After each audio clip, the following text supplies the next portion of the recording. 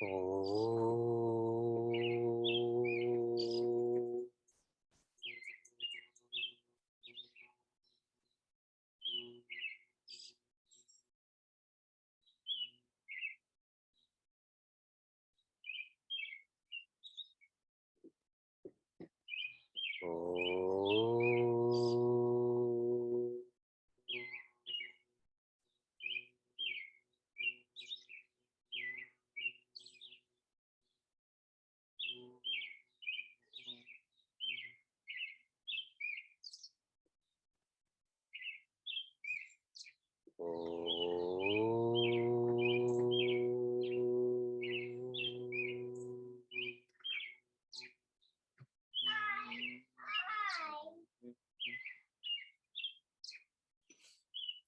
Welcome to Meaningful Mornings. The door is locked, but the window is not locked. Good morning, Shubha Prabhata. In 2021, we have now completed 20 weeks of Meaningful Mornings. We now complete 5 months of Meaningful Mornings. We'll begin this morning's workshop by being grateful for this opportunity in this community. Some have a great community, but not a great opportunity. Some have a great opportunity, but not a great community. We have both. Be grateful.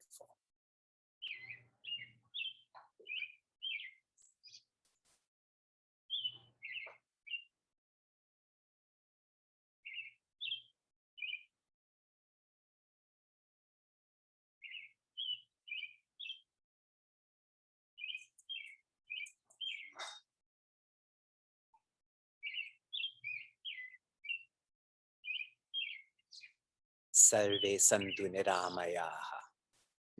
May all be healthy and happy. The focus on the beginning of chapter 2 is Prince Arjuna being honest about his fear. In his honesty,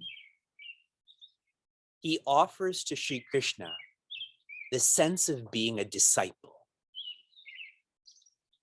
Shortly after, this is verse 10 of chapter 2, Prahasan Iva. It's as if Bhagavan Krishna started to smile. This smile is comforting Prince Arjuna. Since you are a disciple, I will guide you in discipline. Presently, for Prince Arjuna and ourselves, and maybe I should change the word to past. In the past, Prince Arjuna and us, we have lived in an indisciplined way.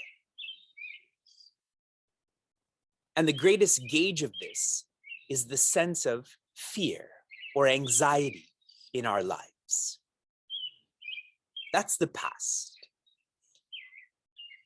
The future for Prince Arjuna and for ourselves will be the completion of discipline, which is fearlessness. Indiscipline, fear. The completion of discipline, fearlessness. How does one grow out of fear and into fearlessness? Through the discipline of karma yoga. The first subject is Vishada. The second subject is Jnana.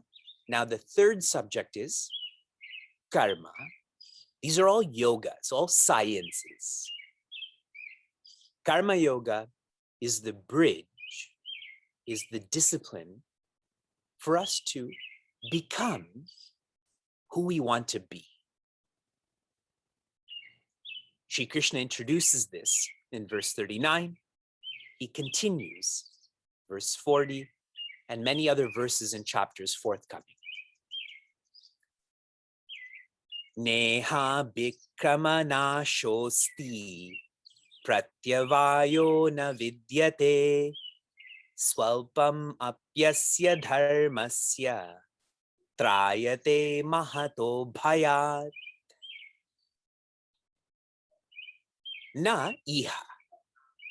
Not in this. In this meaning, karma yoga. Abhikrama nashaha. Is there any reduction in effort or any loss? Asti, that's what will happen. This is the translation, the implication. When one engages in karma yoga, one will become more efficient.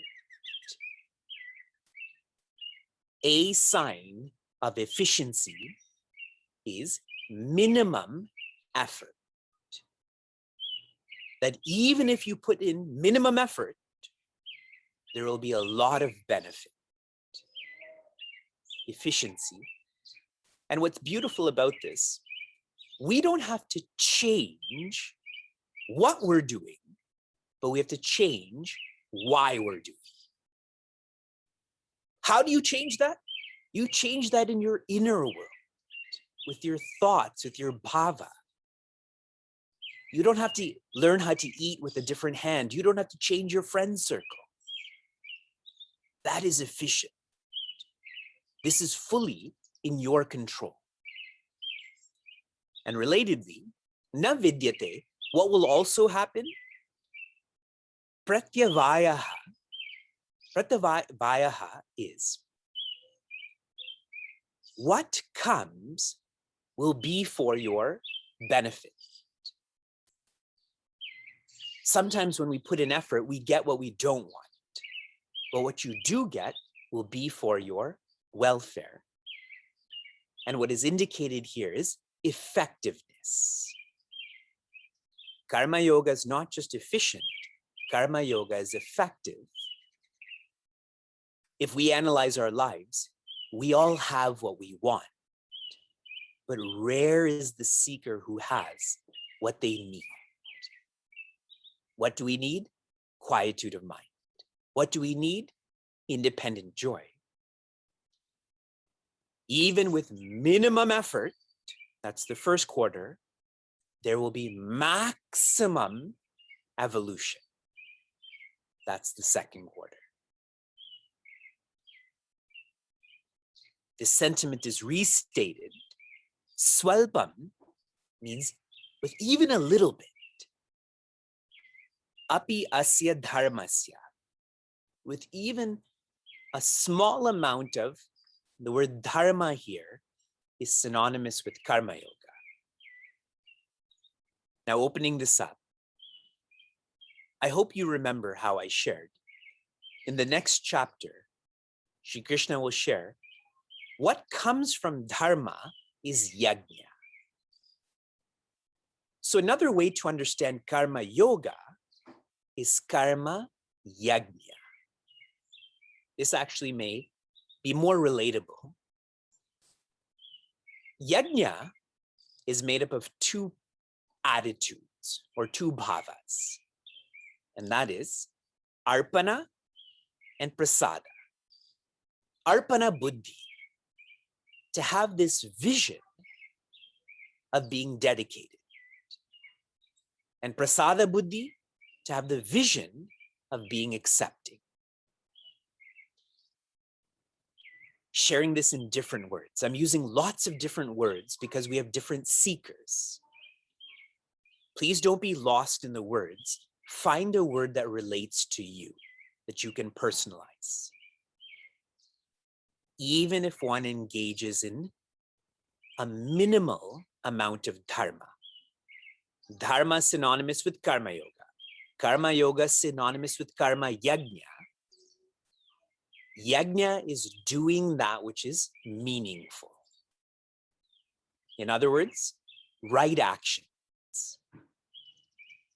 We've invested a lot in chapter 2 on right actions. And not just meaningful. Whatever comes from your actions, you should be cheerful. That's the right attitude. So karma yajna, engage in the right actions with the right attitude. That which is meaningful and being cheerful. Trayate mahato bhayat. With such a bhava, such a change in one's inner world, one will cross over, trayate, mahato bhayat, great fear. One will grow out of fear and into fearlessness. I'll share this in a different way. One of the most popular questions that people ask me or ask of Vedanta: is there free will or God's will? Yes, free will or God's will. Now, extrapolating this to the two subjects that we're immersed in, Jnana Yoga, Karma Yoga, which is better? The answer to, is there free will or God's will? The answer to, is Jnana Yoga better or Karma Yoga better? It's the same answer. Do your best and leave the rest. If there's free will, what should you do? Your best.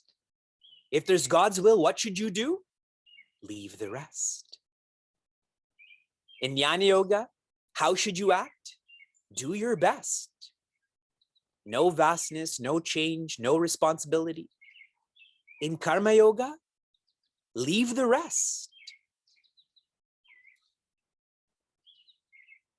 The language that Swami Tejomayananda used when we studied this: duty and done. You engage in your duty, and that matter is complete then. Whatever comes, it's done. As in, that should not be your focus.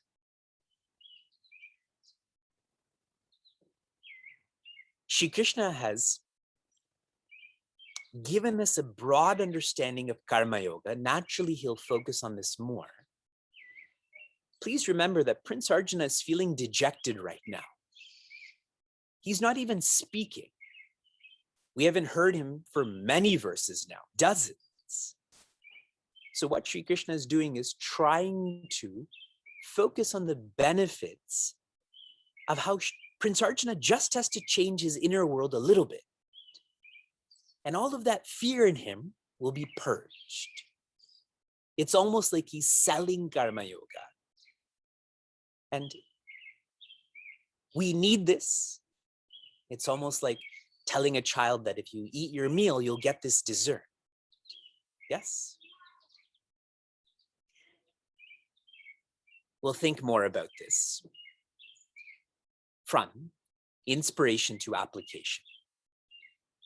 Your application was to write a poem on likes and dislikes. In Sanskrit, the word for like is raga. Wherever there is raga, what will come with it? Dvesha, or dislikes. Isn't that a source of fear in our lives? We're afraid of this social gathering because there's going to be people that I dislike. We're afraid of this responsibility because I dislike meetings, I dislike exams, and so on.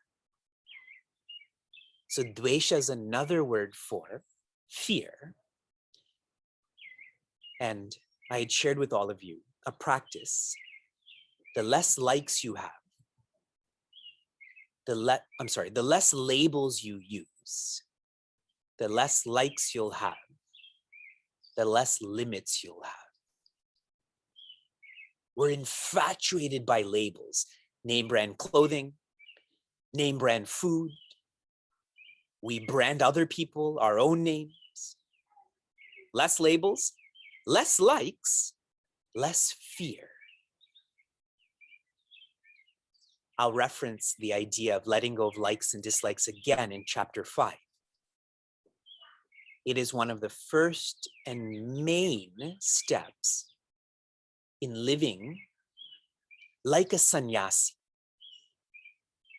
We think living like a sannyasi is in your lifestyle, but living like a sannyasi is a vision where one has let go of likes and dislikes. Your application for this morning, this phrase, do your best and leave the rest, I want you to include this phrase in 5 secular conversations that you have every day, Friday, Saturday, and Sunday. Have you ever played that game where just for fun you try to use a word in a conversation? So I want you to play this game, but make it this awesome phrase, do your best and leave the rest, in a secular sense, okay? So if you meet the male person today and they say, it's so hot, you say, do your best and leave the rest. And try to take a photograph of how confused they are by what you just told them. Shanti, shanti, shantihi. Be safe, be sound, be serene, be happiness.